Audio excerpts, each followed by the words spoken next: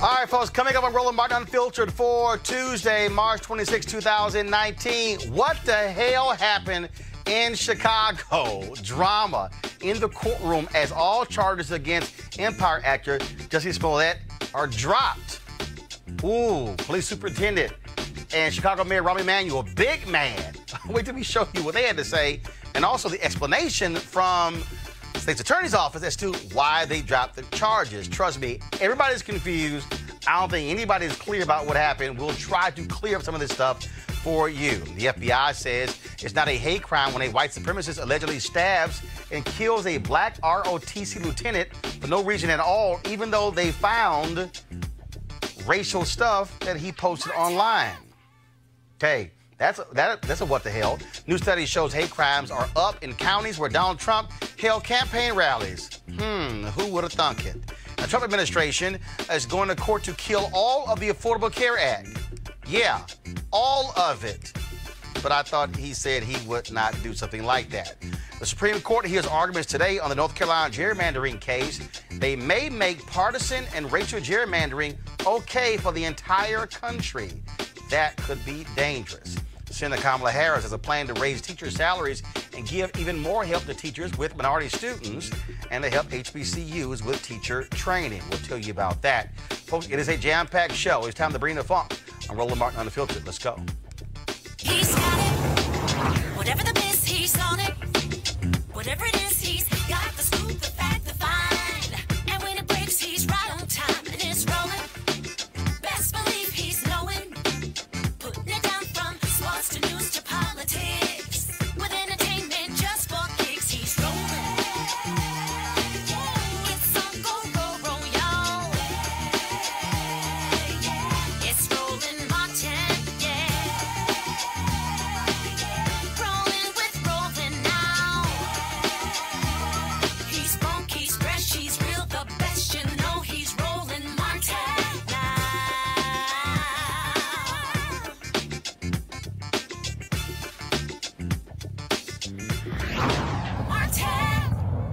Wild day in court in Chicago this morning. We got to notice an emergency hearing. Jussie Smollett heads to court.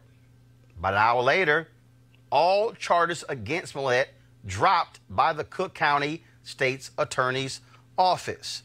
There was a news conference after that took place involving Smollett and his attorney, Patricia Brown Holmes. This is what they had to say. We have nothing to say to the police department except to investigate charges and not try their cases in the press, but to allow matters to be investigated, allow the state to investigate and to bring charges, and not to jump ahead and utilize the press to convict people before they are tried in a court of law. Jussie is, and as if you were in the courtroom, heard the prosecutor say, and we made sure that the prosecution knew. He is someone who has dedicated his life to public service since he was 15 years old. He has taken the city of Chicago as his home. He has volunteered in a variety of ways. He is a good, solid citizen of the city of Chicago. That was the comment made by the prosecutor today.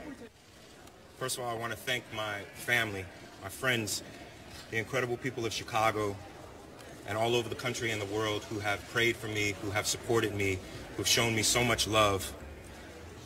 No one will ever know how much that has meant to me, and I will forever be grateful. I want you to know that not for a moment was it in vain. I've been truthful and consistent on every single level since day one.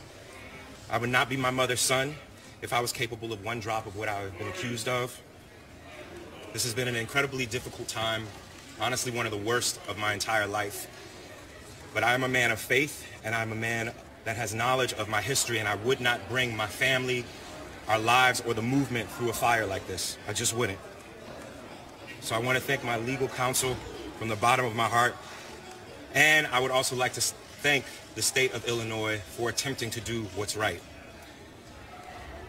Now I'd like nothing more than to just get back to work and move on with my life. But make no mistakes, I will always continue to fight for the justice, equality, and betterment of marginalized people everywhere. So again, thank you for all the support. Thank you for faith, and thank you to God. Bless y'all. Thank you very much. None of that sat well with the superintendent for Chicago Police and Chicago Mayor Rahm Emanuel. They held a news conference after that, angry and upset. Press play. Do I think justice was served? No. Where do I think justice is? I think this city is still owed an apology. And let me digress for a moment. When I came on this job, I've been a cop now for about 31 years. When I came on this job, I came on with my honor, my integrity, and my reputation. If someone accused me of doing anything that would circumvent that, then I would want my day in court, period, to clear my name. I've heard that they wanted their day in court with TV cameras so America could know the truth, but no, they chose to hide behind secrecy and broker a deal to circumvent the judicial system. My job as a police officer is to investigate an incident, gather evidence, gather the facts, and present them to the state's attorney. That's what we did. I stand behind the detective's investigation. And the ethical cost is you have, as a person who was in the House of Representatives when we tried to pass the Shepard legislation that dealt with hate crimes, putting them on the books, that President Obama then signed into law, to then use those very laws and the principles and values behind the Matthew Shepard hate crimes legislation to self-promote your career is a cost that comes to all the individuals, gay men and women, who will come forward and one day say they were a victim of a hate crime who now will be doubted. People of faith, Muslim or any other religious faith, who will be a victim of hate crimes. People that of all walks of life and backgrounds, race, ethnicity, sexual orientation. Now this casts a shadow of whether they're telling the truth, and he did this all in the name of self-promotion. All right, forgive me for even listening to Rahm Emanuel. This is the same man who for 13 months kept from the Chicago public the Laquan McDonald tape, the cop who shot and killed Laquan McDonald, who lied about what took place on that night, which we only know because the tape was forced to be released. That cop was convicted of second-degree murder. So really, Rahm Emanuel, when you sit up and talk about this is a whitewash, when you did all you could to keep justice from being held in that case, you might want to just go sit down, wait for the runoff, and then for you to leave office. But that's just another story there. But again, to watch him whining on television was a bit too much. All right. So here's the deal. The Cook County State's Attorney's Office, the prosecutor who was involved in the case, so here's what happened. There was no plea bargain. But what he said was, Joseph Maggott, he said that Smollett agreed to do community service, also to forfeit the $10,000 bond that was paid. Again, here to hopefully make some sense of this, legal analyst Monique Presley. Monique, welcome back to Roland Martin Unfiltered. So the district attorney said, so the DA, Monique, I'm trying to understand here.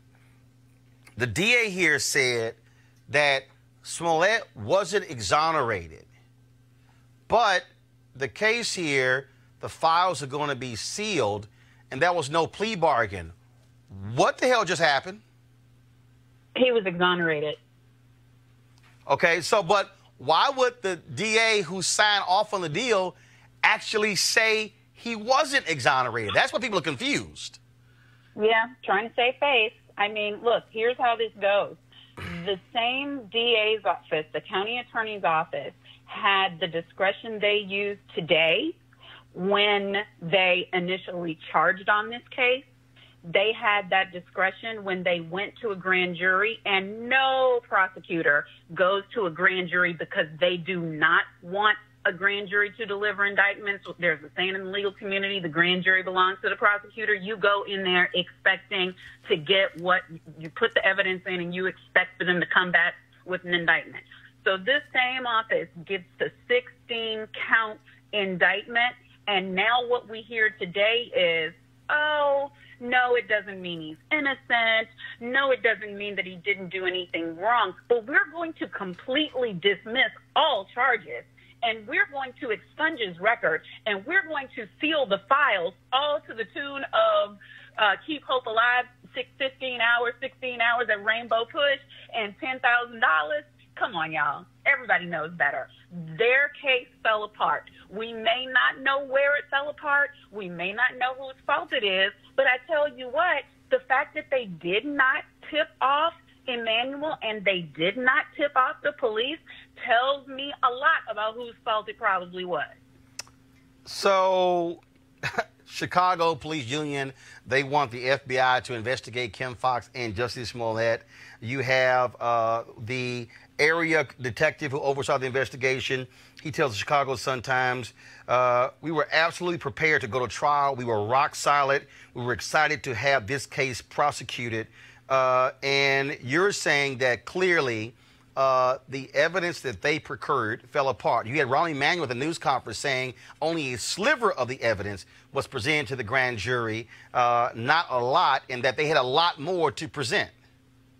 Right, but the prosecutor, I guess it's Regetz, I don't know how to correctly pronounce his name. It was his decision, first of all. It wasn't Kim Foxx's, and he was clear that she was recused and she had no part to do with the decision. So this whole blame the black woman thing that they're trying to get going now, that's going to fail. And he's a 23-year career prosecutor.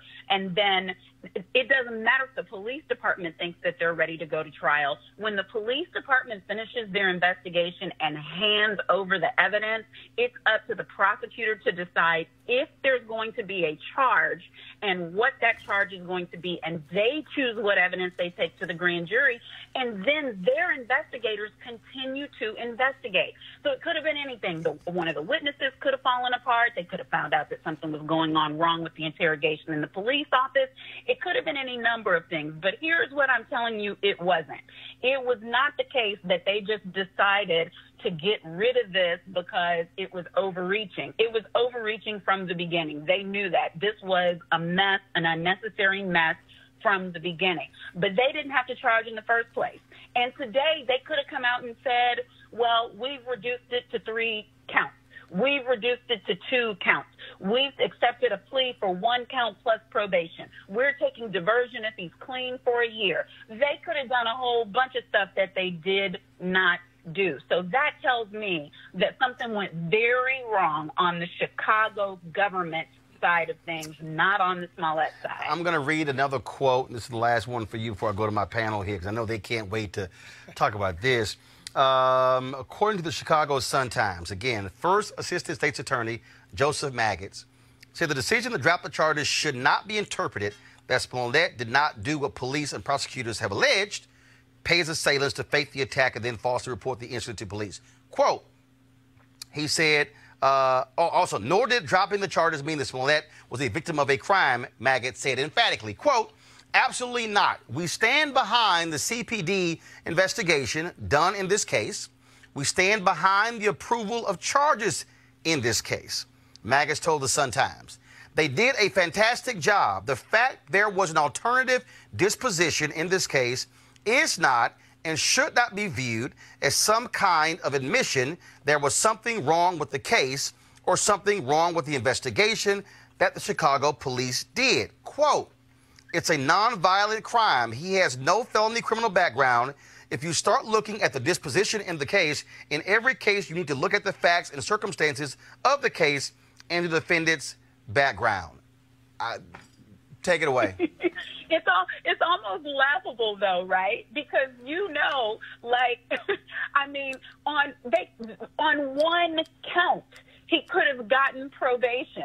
To say that it has to do with him having no criminal background, and for that, they are wiping it out like the arrest never even happened. I mean, it is a complete expungement.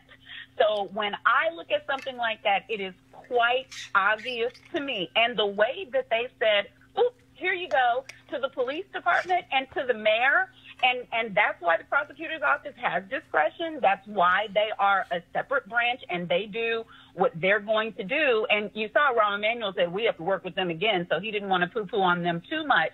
But it is clear to me as day, there's nobody who's been in this business who would say that they would walk away from this much pressure, this much notoriety, and a 16-count indictment unless they did not believe that they could prove that case and win at trial. That's just the bottom line. And I don't know why that is, and we may never know because they sealed it. And I don't think they sealed it to help Jussie Smollett. They probably sealed it to help themselves.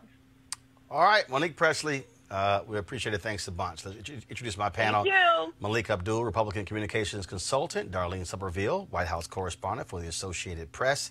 Dr. Jason Nichols, Lecturer, Department of African American Studies, University of Maryland, College Park. I have no idea what the hell. Malik, I'll start with you. Seriously, I heard everything Monique said. So did I. I heard everything. Everything that I've read. I read the same things. I still have no idea what the hell happened. Yeah, this is, you know, the past 24 hours have been really something as far as indictments or non-indictments are concerned.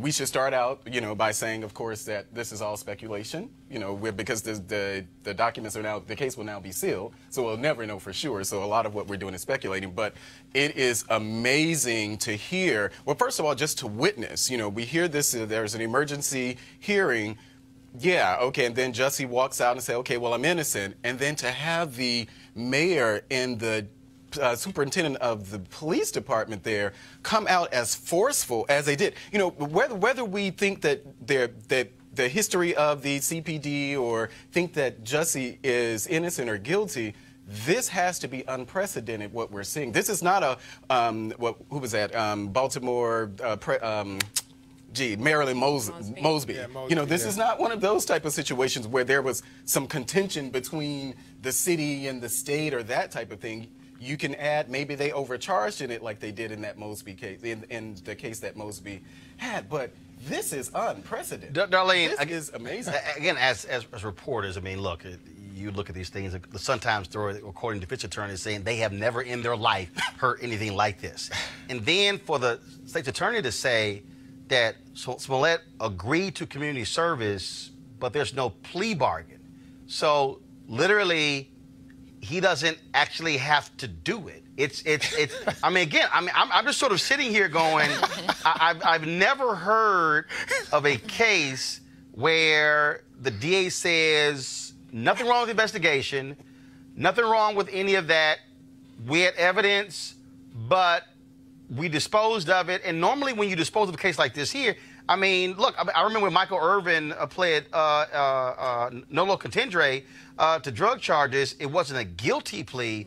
But in this case, it's gone. No record, expunged, document sealed. I don't know what the hell happened today. It was head-snapping, to say the least. And I still remember back when the prosecutors charged him. Remember, the prosecutor stood there and she read from this read the proffer. laundry list and times, and he did this, and then this happened, and then that happened. It seemed like they were certain they had a slam dunk of a case against Jussie Smollett. And then now to just come out and say, oh, well, we're dropping the charges. It seems there's a little bit more explaining that someone should do just for the public interest. Jason? Yeah, so first of all, I see kind of a weird connection between this and the Mueller report in a weird way. You know, like, you know, we're not saying he's guilty, but we're, you know, it's kind of this kind of waffling back and forth. But like you, Roland, I was disgusted by what I saw from not only the superintendent. First of all, in Chicago, they solved 5% of their non-fatal shootings in Chicago. And you look at the fact that they solved 17% of their murders. And yet, Rahm Emanuel, and as you alluded to with Laquan McDonald and some other cases, and the fact that they have a history of torture in the Chicago Police Department. But Rahm Emanuel says that this has embarrassed our city. It's not the fact that you can't solve 95% of your your shootings. This is what it's all Jussie Smollett. It's not the fact, that you have all of these issues in the city, the fact that you have kids, schools shutting down, you have kids walking across dangerous gang territory to go to school. They're scared to go to school every day. That it's all Jussie Smollett, that's the problem? I found that to be just unconscionable, disgusting from Rahm Emanuel, but I shouldn't be surprised. Can y'all explain to me why conservatives are so mad? I mean, conservative, Malik, seriously. Y'all losing, your friends, Malik, are losing their damn mind. I mean, I'm trying to figure out how did this, I ain't seen this many white folks mad since OJ. Well, let's not just say white folks. This is what I talk about all the time. No, but conservatives are like up in arms. They're like, oh, this is leftist privilege. Yeah, sure. This is, and some even say black privilege. Obama orchestrated this whole thing. Yeah, with Michelle Obama and the whole thing. This is part of this is more of the tit for tat. I talk about the tit for tat. Well, what's the tit? So if it's the tat, if you think about what Jason actually mentioned about the Mueller report, where we are now is where yesterday you had Democrats saying, but he said something. He didn't exactly clear him of the obstruction of justice. Stop. This is the same thing. Come on, Roland. I'm gonna stop you right here. Roland. Robert Mueller was investigating a foreign entity interfering in the presidential election. Right. This is Jussie Smollett going to Subway at 2 o'clock in the morning, said he got Mueller got some 30 people indicted, convicted, folks going to jail.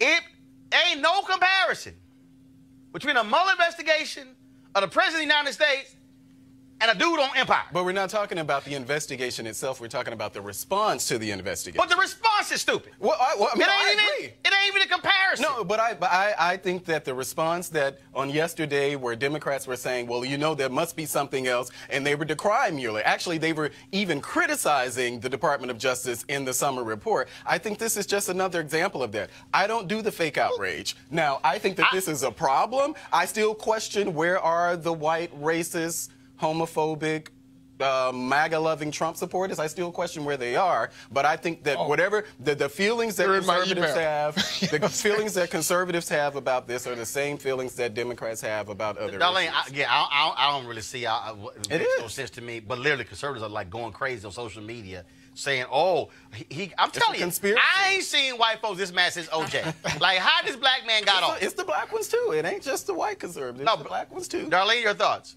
Well, like I said before, everyone thought when the Chicago police came out and seemed to have this slam dunk case against Jussie, they figured, okay, he's going to jail. And now to see them just drop the charges, basically with no explanation. I mean, you're up in arms, right? No, I'm laughing. I'm just trying to figure out literally what the hell happened. Because I can't actually put two and two together, because if on one hand you tell me we had no issues with the investigation, and it was solid. Then why drop the charges? Why the disposition? And if you want to make the argument that this was a non-violent crime, it makes no sense expending judicial resources. Okay, but there was no plea bargain. Right. So it's sort of like then it's like, well, we're not exonerating him. You are. I mean, just common sense. If you expunge the record, if you seal it, and there's no other than keep your $10,000, that's it. That means there's more to the story. Yes. That's what it is. So I'm just trying to, again, though, I'm just sort of laughing at this whole deal, trying to figure out how 2 and 2 equals 9.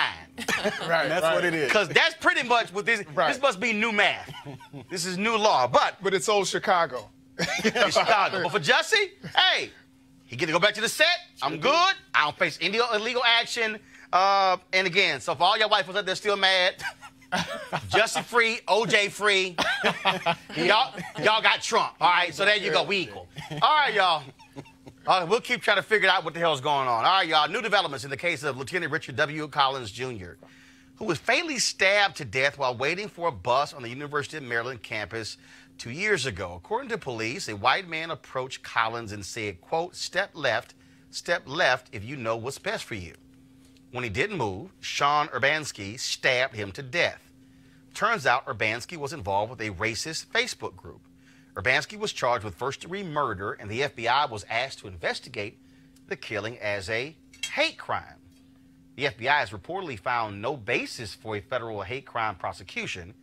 Joining us now is Dr. Rashawn Ray from the University of Maryland, a board member board member there, and the Second Lieutenant Richard Collins, board member of the Second Lieutenant Richard W. Collins III Foundation.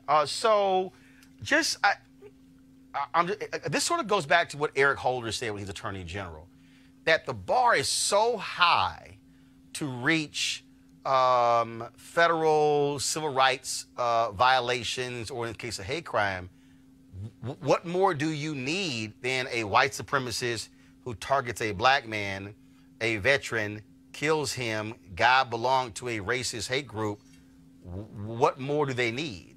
I mean, I'm unsure what else is needed in this particular case, but what it speaks to is broader trends, as you lay out, as Eric Holder has done, as it relates to broader trends about who's killed in America and who's valued. So when we think about executions in the United States, what we actually see is that 76% of individuals who are executed allegedly murdered a white person. What's interesting is that only 50% of the murder victims are white. So we have a huge disparity there. The other part of this relates to black victims. Only about 20 times in the United States has a black victim had a white murderer, and then that white murderer actually been given the death penalty. When it comes to hate crimes, I think part of what happens in the United States is, as you mentioned, the bar is so high. And part of the reason why the bar is so high is because racism is a pillar that holds up the United States. And as that particular pillar, things that oftentimes should be deemed as racist or racism is actually deemed as normative behavior. So when we see in the example of Sean Urbanski, and I mean, Lieutenant Richard Collins, I mean, God rest his soul, he was getting ready to graduate from Bowie State University.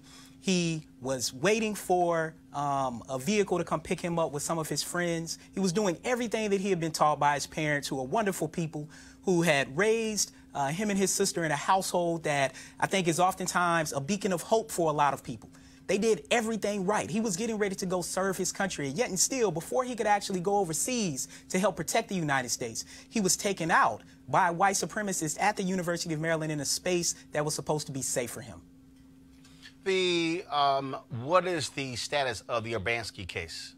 The status of the case currently is that it is ongoing. It hasn't went to trial yet, but there was a recent development in the sense that they're not going to seek the death penalty in the case.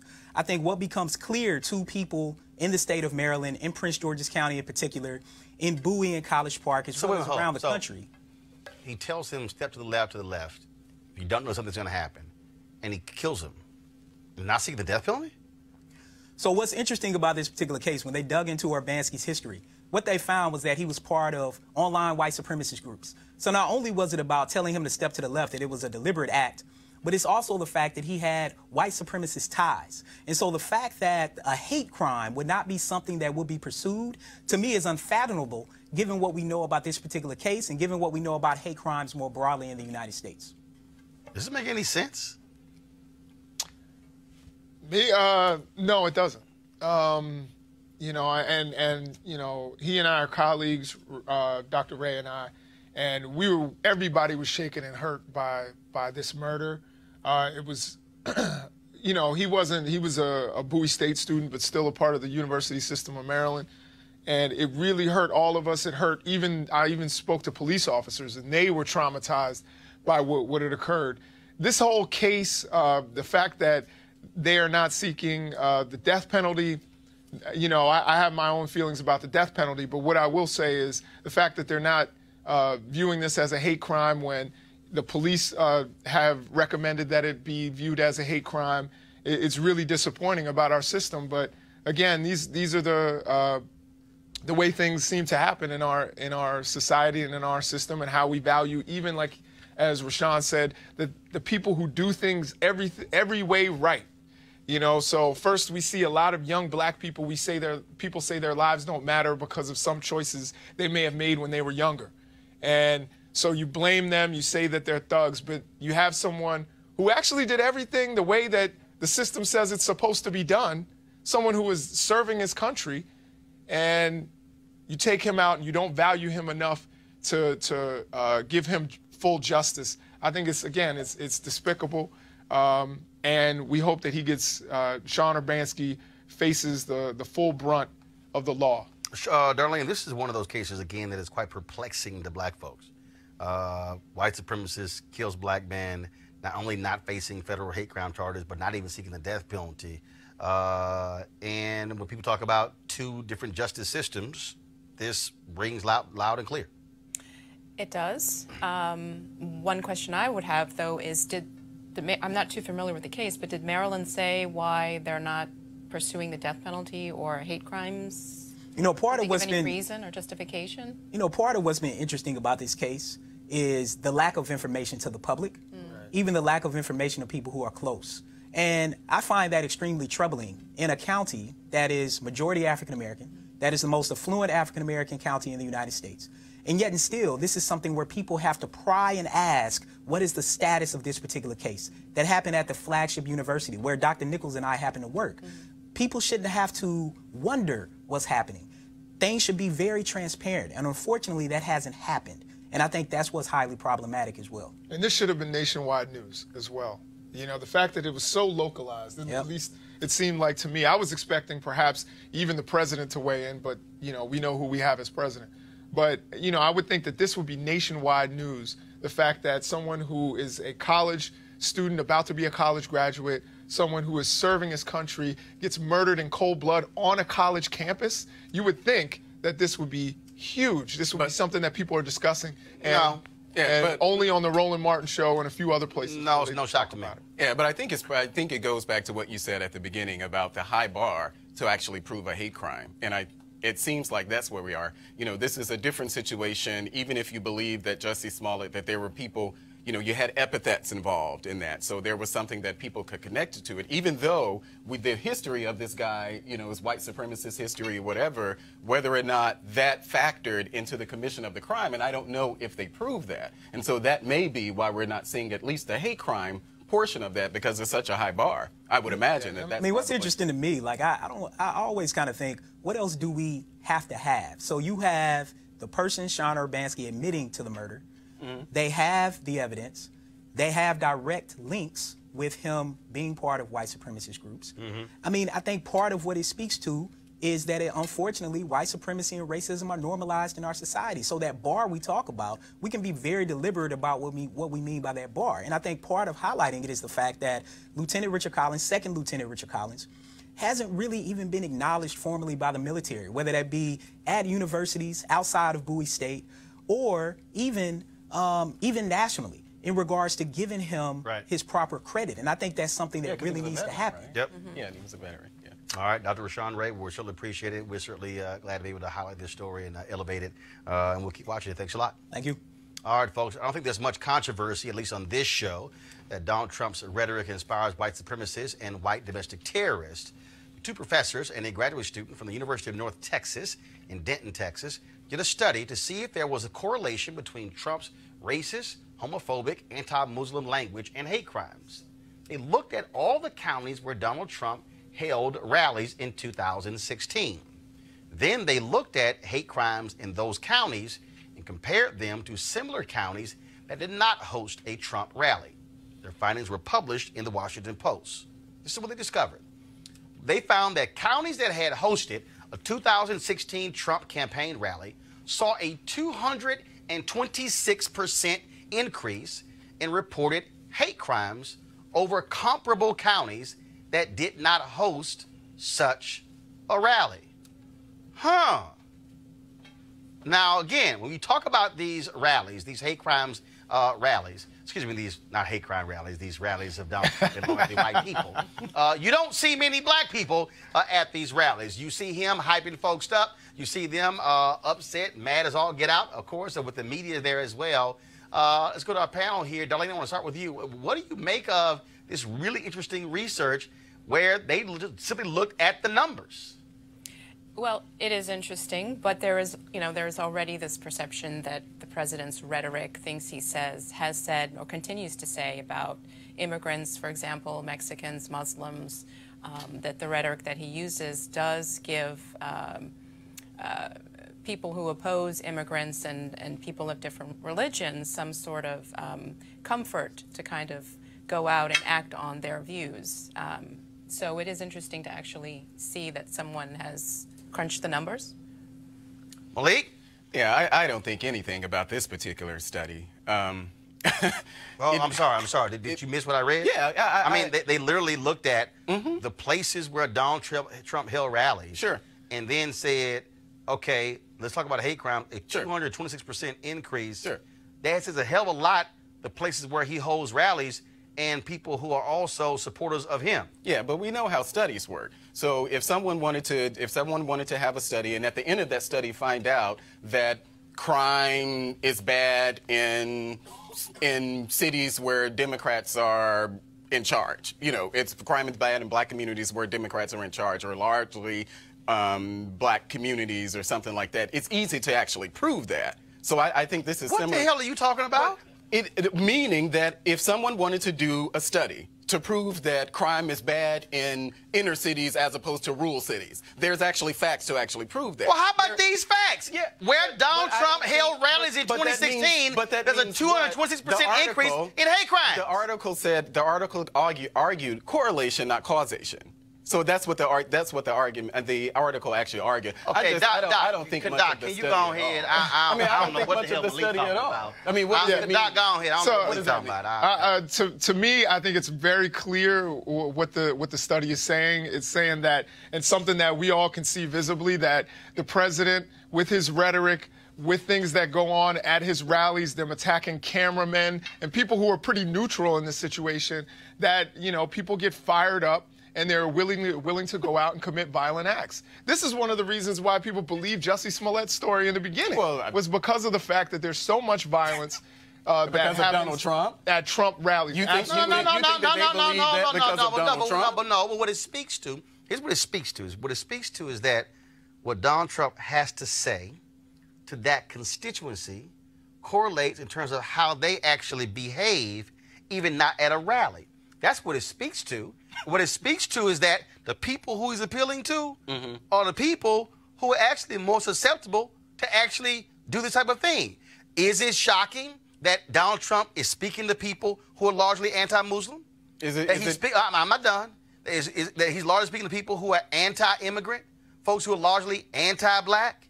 Who are largely anti-gay? That is his base. Yes or no? No, I don't think that's his base at all. I'm his base. That's not his base. I'm his base. No, you're not. You're his base. No, you're not. I disagree with that. How am I not his base? Hold up. Let me be real clear.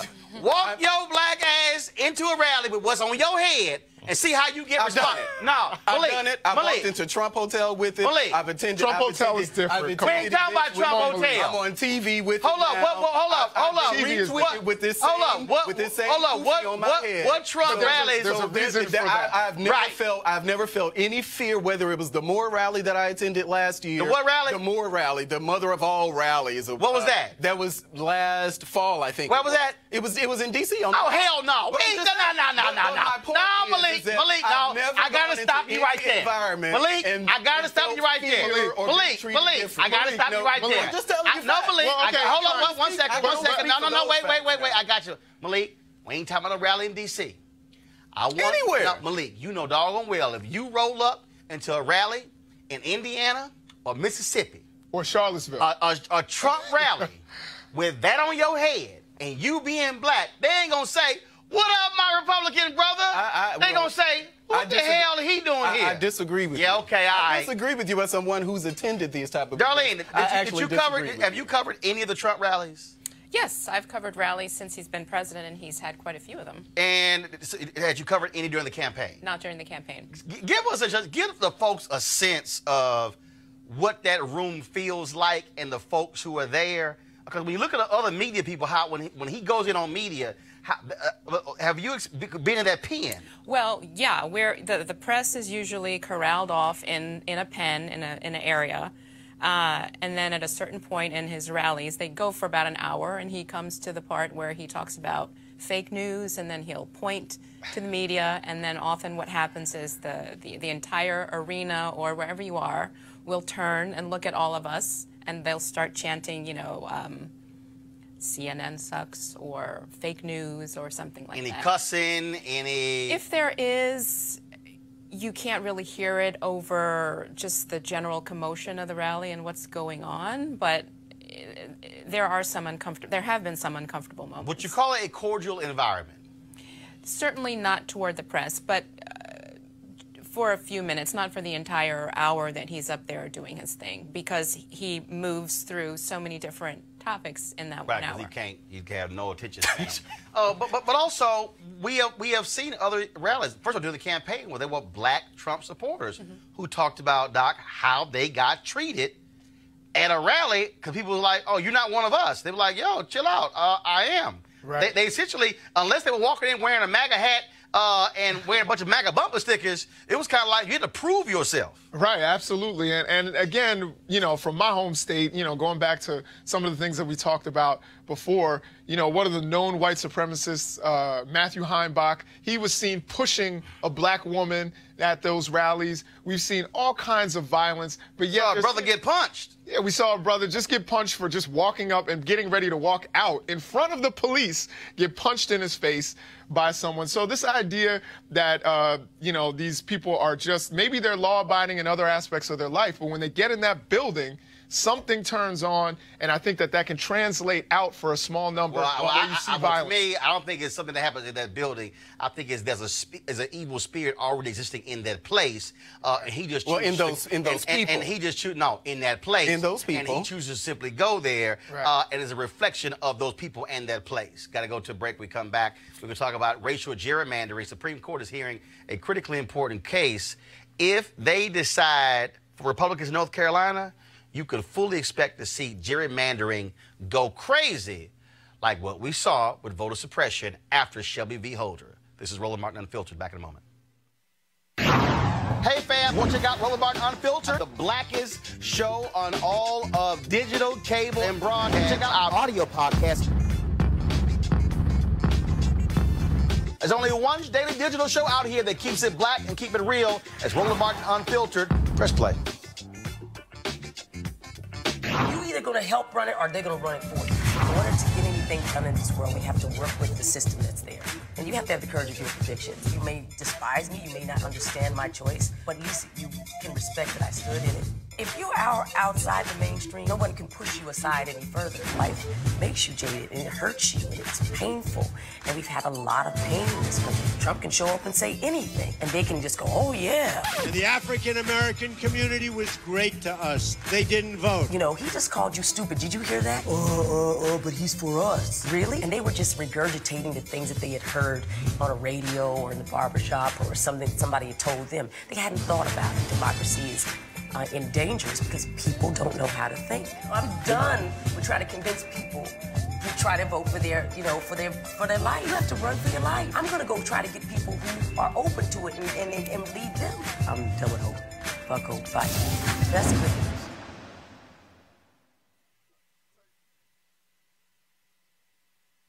All right, folks, there's such a thing as too much police. Well, the residents of East Baltimore who oppose the conversion of Johns Hopkins University's private security force into a full-fledged police department say yes. Joining us right now, one of the folks opposed to that is Davon Love, Director of Public Policy for Leaders of a Beautiful Struggle in Baltimore. Davon, glad to have you here on the show. So, so they want to convert the private security force into a police department?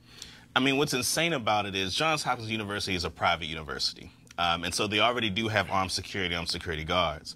And so one of the things that the community has you know, remarked about is the kind of tension that exists between those armed security, particularly the black students. Like, black students have been profiled and have had issues. And so what's really, you know, remarkable is the fact that Johns Hopkins, a private university, now wants a private police force. And what's really curious about it is that Baltimore City Police Department is currently under a consent decree.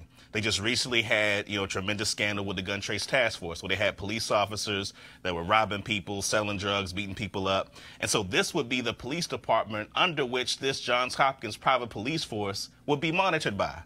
Right. And so, the community obviously has issues with that. Why not fix the current Baltimore City Police Department and get that right before you consider developing a private police force? And the way that many folks in the community and activists see it, this is really an issue because, Baltimore's experienced an issue with high homicides. And so I imagine that a lot of the white student base that would normally come to a university like Johns Hopkins are scared. And so a private police force will provide the kind of selling point to that base that would attract those kinds of students at the expense of the people that live in the community that would genuinely feel scared to have Johns Hopkins have its own police force. Before my panelists ask you some questions, I'm going to ask you one more question. That is, so what's the difference between a private security force and a private police department? Well, so there are two very important distinctions. One is that this private police force would actually have the ability to detain people. And that's part of the issue. So right now, the security guards can't. Right, they can't. Right, they can't place you under arrest. And so typically, the way that it has worked in the past, as I've been told by, former security and police officers, is that typically the things that they handle are like, protecting people, making sure people are okay. And that if they come across a situation, they have a working relationship enough with the police department when they need the police, they call the police. Like what happened at a department store. Exactly, exactly, okay. Right. And so the other thing that will be different that's really important is that they would have the liability that police officers have in terms of their ability to use deadly force. And so if you think about an armed security guard, they have to be much more careful about how they use force because they don't have the protections of the state. In this instance, the private police force essentially wants that cover so that if, they have to use deadly force, they have the state protections that police have. Panelists, questions? No, I don't know how I feel about it. I've actually read about it, so I've heard some of the stuff that you said. Really, both arguments. Even now, listening to you, I still don't know where I fall on it. The idea that that they would be given that sort of authority that policemen have. I would be concerned about training, and I don't want to diminish private security that they're not trained or anything. But I have some issues with it, but I'm still woolly about it. Go ahead. So my question is, we know that Baltimore City has high homicides. Have there been any crimes or homicides in particular, but any serious crimes that have been happening, or has there been a rise that has led to everyone or people talking about a private police force? Well, what's interesting is, Baltimore has had, this issue of high homicides really since 2015, right? There's been a spike since really the uprising. And so there have been a variety of different perspectives on how to address it. One of the things that's actually happened is that our state legislature and our mayor and city council actually have, and in both cases, looked to mandatory minimums, right? But has it hit Johns Hopkins University? That's like, have there been some serious crimes on the campus? Not anything that's any different than what the rest of the city experiences. Because I believe University of Maryland College Park is probably the least safe, university. You guys aren't in the university system, but still probably far less safe than students at Johns Hopkins. So it's just baffling to me that people want a private police force when there hasn't been an event that has caused us that leads to it, right? That leads to it. A part of the problem with the way that people talk about dealing with homicides and violence is that the fear oftentimes takes the rationality out of the room. And so what happens is that, and one of the things that's important to know about Johns Hopkins, the community in East Baltimore does not trust Johns Hopkins. They've gentrified, that area. Yeah. Lots of people have been displaced from their homes. If you look at Henrietta Lacks and the way that they've made billions of dollars off of the immortal cells of Henrietta Lacks and have not paid anything to the descendants and really to the community at large in any meaningful way, I think a big part of it is if you're going to have a private police force, you're going to give it to a university that has such a tenuous relationship to that institution.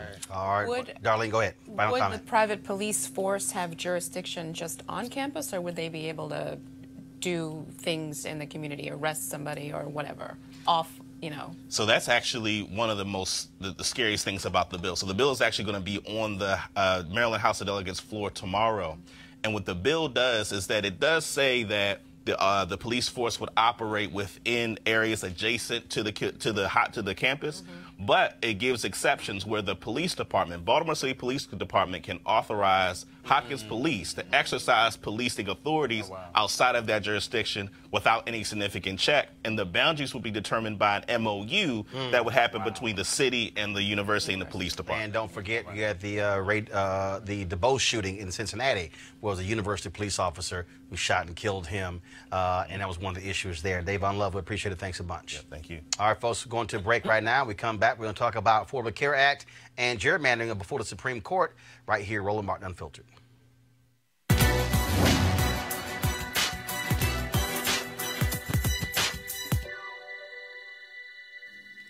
I want to see how life can triumph. Artist Ramir Bearden.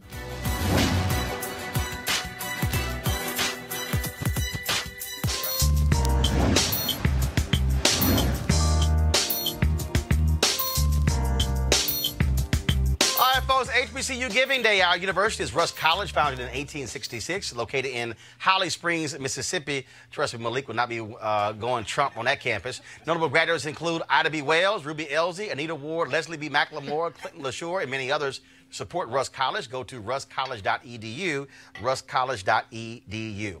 Calling all HBCU alumni, students, and leaders, enter the Ford Motor Company HBCU Mobility Challenge and win $25,000 for your school.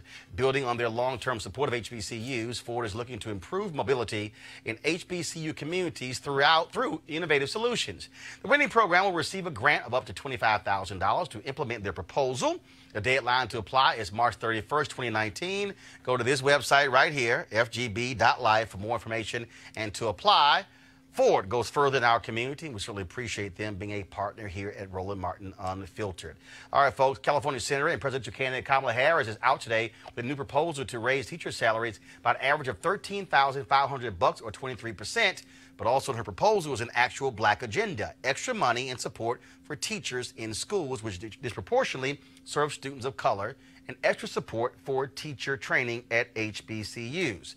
Now, let's see, of course, if the other candidates are going to join her in this. She's getting lots of support from folks about the additional money for teachers. The question whether or not, of course, will she, of course, be the Democratic nominee? And will that be sort of setting the pace for the other candidates? We shall see.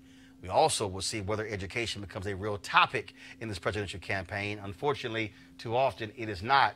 That's also because the people who typically asking questions, folks in the media, their kids go to private school. That's why they don't ask about public education, just so y'all know.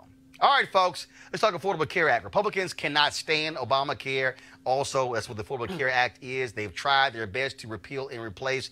Now a bunch of red state attorneys generals have sued to have it declared unconstitutional. A judge in Texas agreed, and the case is headed for the appeals court and most likely another round at the Supreme Court.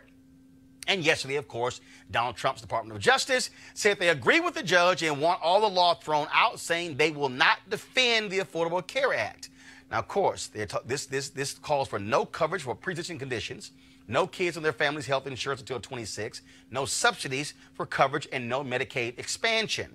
Millions of people would lose coverage. New York Times columnist and Pulitzer Prize-winning Paul Krugman tweeted out this chart to show what would happen in just one state that voted overwhelmingly for Donald Trump. New coal jobs, a few thousand. How many who would lose health insurance? 140,000. Darlene, I want to start with you. Utah. The voters there voted to expand Medicaid expansion. Republicans said, y'all know what y'all doing, so we're going to ignore that. Look, you cover the White House, and I got a security guard downstairs, a brother who's an African immigrant, and loves Donald Trump. And he keeps telling me that Trump has a health plan. I keep telling him, I ain't seen this plan you keep talking about that will replace the Affordable Care Act. Are you aware of an actual health care plan that Donald Trump has presented? Not yet. There is legislation in Congress. I believe it's sponsored by Senator Kennedy from Louisiana, and I think Senator Graham, Lindsey Graham. That seems to be one idea that the White House is looking at. But what you have here is the same situation that you had all those years ago when Republicans kept saying they wanted to repeal and replace. The plan is repeal and replace, but they have not yet come up with what they want to replace it. So they got a repeal and replan plan. They got a repeal and replace plan. But ain't got a plan if they repeal and replace. Right. Yes. There were some Republicans who were at the White House today to talk to the president about trade. They came out and talked to reporters. Some of the questions they got had to do with health care. Steve Scalise, who is from Louisiana and who's the second-ranking Republican in the House, talked about Republicans want to protect people with pre-existing conditions. They want people to have lower premiums. They want a plan that will lower premiums. So they seem to kind of know what they want, but they haven't stitched it all together yet in a plan that will help them get there. So, Malik, we should get rid of the existing plan in favor of a plan that don't nobody even know what it is, but just trust. Is y'all plan called Just Trust Us? Look, so the Republicans definitely have to get this together. I agree. You think? I agree with Donald Trump, believe it or not. I agree with Donald Trump, who said earlier today that this will be the GOP's health plan. What? He said the Republican Party will be the party of health care. Oh, sorry. Yeah, that's what he said. Yeah, I'm sorry. He ain't present no damn plan. No, I'm not saying that he presented a plan, but the fact that he acknowledged that, now you can say, okay, well, he was just saying that to kind of buff his chest out a little bit, but the idea is that this will be whatever they come up with. Whatever they come up with and whenever they come up with it, this will no longer, we can no longer argue Obamacare. Why? We won't be able to argue Obamacare. I'm trying to this will be Trump care, this will be GOP care, this will be the Republican care. Whatever you want to call it, Republicans will own this health care issue. Do y'all know Democrats control the House, right? Yes. So how y'all gonna get that passed? I don't know, but my point is that the Republicans now will own this. Well, they actually did have a plan, and there was a Trump care plan, and that was the AHCA. They were trying to replace it. It was an enormous failure. Didn't work even under a Republican-controlled Congress. So, but you know, Donald Trump tried to stay hands off because he didn't want any accountability, just like he doesn't want accountability. And he still don't. Again, can I just see a one-sheeter? Right, exactly. They don't put out any. I haven't seen one. That's all I'm saying. But here's Totally the piece. agree. One of the reasons why you even have this particular lawsuit is because of.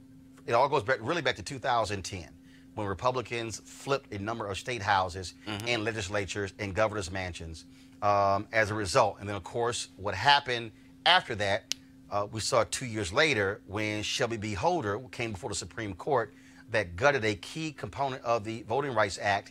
And then we saw massive voter suppression. Well, that also was a result of political gerrymandering. Today, before the Supreme Court, the North Carolina districts went before. Now, here's the deal, y'all. North Carolina is a state evenly split between Republicans and Democrats. In fact, actually, there really are more registered Democrats in North Carolina than Republicans. But Republicans control 10 of 13 seats. That is nuts. Now, the Supreme Court heard that, and the map was drawn by the Republican legislature that a lower court said specifically targeted African Americans, Malik, with almost surgical precision. This case could decide whether partisan maps of Republicans and Democrats all over the country could be immune from challenges of selective voter disenfranchisement. Now, during oral arguments, the justices seem to be split on ideological lines. Liberal justices asking whether drawing districts to help one party violates the one man, one vote standard. Conservative justices seem to incline to keep the court out of the fight altogether. Of course, there are 5 conservative justices. And on this deal, Darlene, I want to start with you. Anthony Kennedy was that critical vote where he said there could be a point where this thing had reached political gerrymandering and it was bad. The Supreme Court has been trying to stay out of this by saying we don't want to get involved with partisan battles, but it has reached the point now where you had in Pennsylvania where they threw out those districts. They threw them out. North Carolina Republicans filed suit.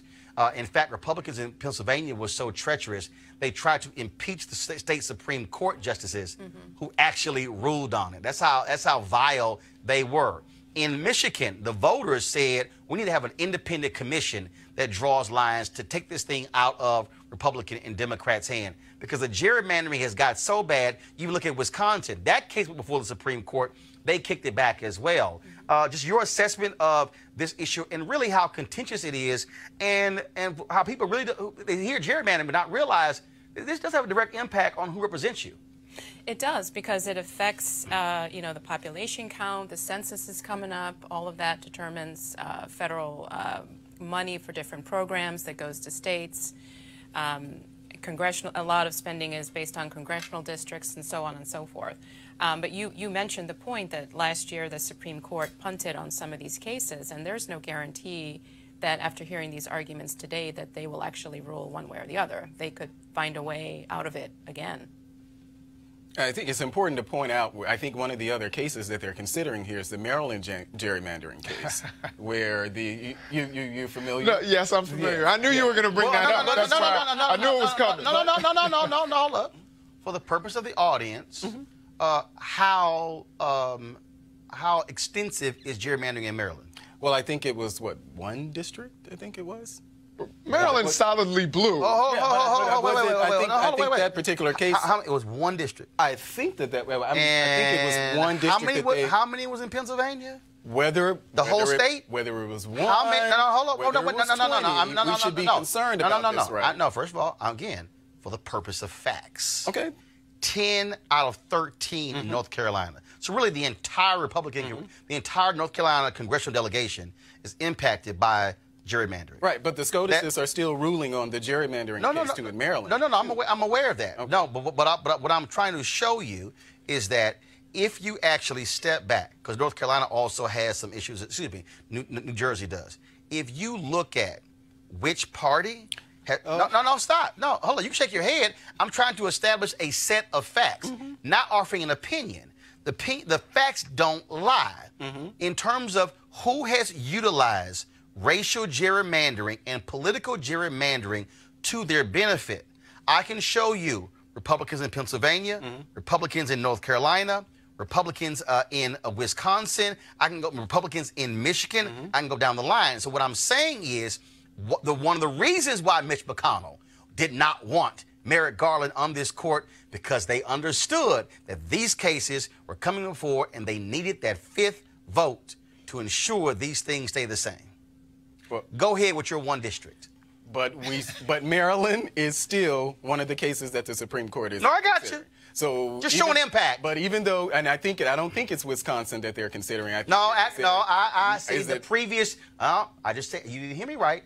I said the Supreme Court previously looked at Wisconsin, kicked the case back to the lower court. This case came forward because Republicans in North Carolina are now scared to death because they've lost a supermajority. There's now a Democratic governor, and they now are desperate because they can now lose. This is one of the final pieces of Republican leverage in North Carolina. Now they lost a supermajority, and because they also tried to strip the state Supreme Court of all of their power, because now it's now dominated by Democrats. But go ahead with your final comment. I am a quick study, so I am not going to argue with you about the number of states. That is very wise. The involvement. You are a very wise man. But what I will say, we do need to acknowledge that of the Maryland gerrymandering case. Absolutely. So that's something that we do need to acknowledge. I'm not going to win the which party does more. Because you can't win. No, you won't win. Because you know I'm not lying. So I'm not going to do that.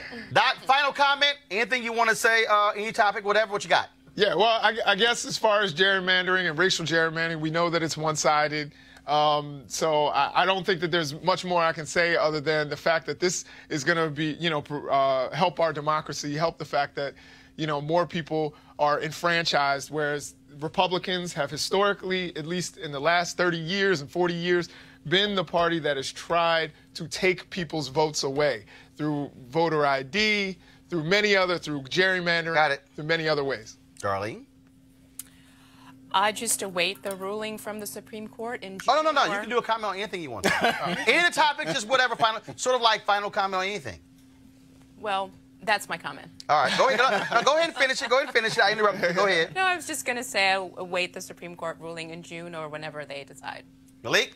I agree with Darlene. How about that? Gotcha. Final comment from me. I find it quite interesting that all of these speakers have went to AIPAC, and all of their conversations are all about Congresswoman Ilhan Omar, one freshman Muslim member of Congress who got so much attention at AIPAC. Sounds to me like hit dog hollers, don't you think? Now, how much conversation have you heard coming out of AIPAC about the massive shooting that left nearly a dozen folks dead in Pittsburgh? Little. How about the rising anti-Semitism all across the country? Little. How about the increase when you talk about hate crime attacks all across the country? Little.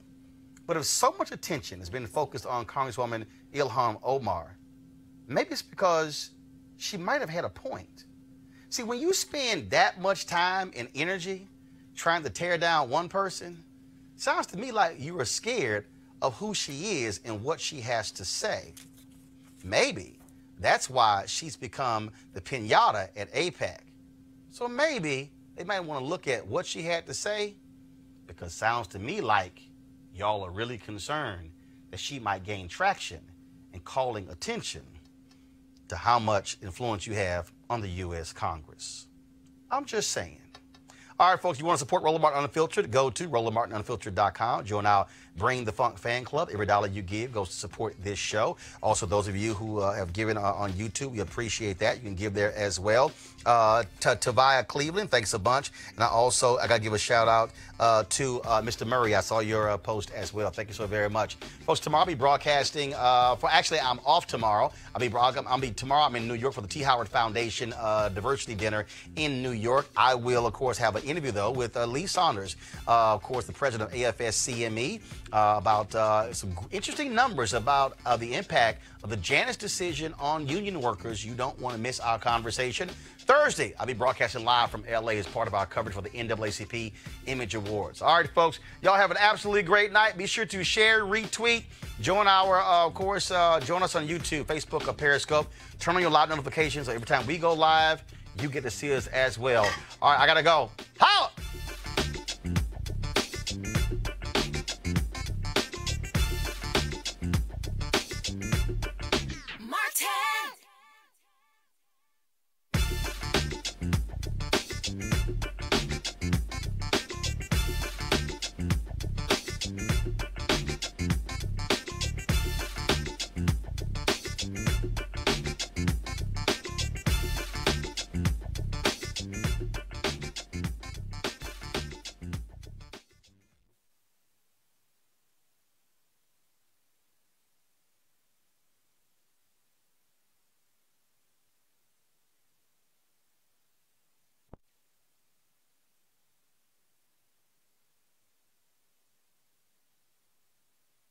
You want to support Roland Martin Unfiltered?